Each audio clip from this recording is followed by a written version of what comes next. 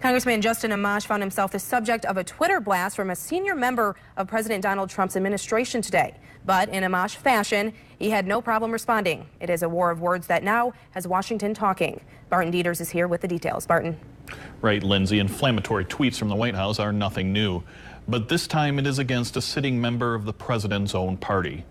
Just after noon today, the Trump administration's director of social media, Dan Scavino, went after Justin Amash, even calling for him to be defeated in a primary. I think it shows a deep level of frustration in the White House. Scavino made the arguable claim that Donald Trump is bringing back auto jobs to Michigan, and then called Amash a, quote, big liability. An hour later, Amash took to Twitter to say that Trump and the establishment have merged. Amash's tweet continued saying, quote, same old agenda, attack conservatives, libertarians, and independent thinkers. So I think it actually was very clever of Amash to pin the Washington label on Trump, who has used it so successfully against his other opponents. Amash is part of the so-called Freedom Caucus in the U.S. House, a group of 36 of the most conservative members.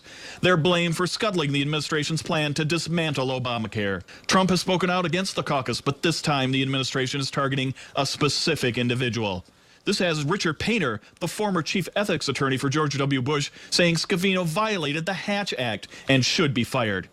King wonders if the White House understands how safe Amash is in his district, especially in the more rural areas where he has fought off primary challengers before. In another tweet, Amash defiantly said, bring it on when it comes to primary challenges.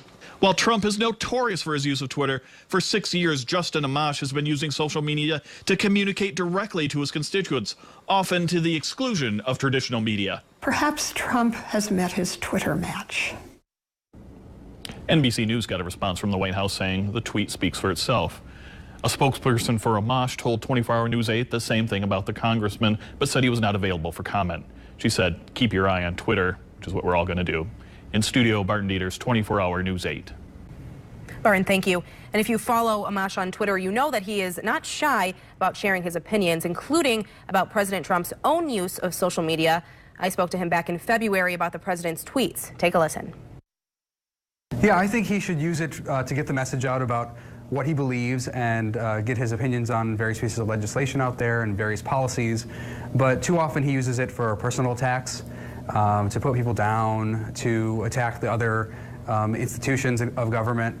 And I think that's a bad idea. It undermines our system of government. It undermines our constitutional republic. We have a system of checks and balances.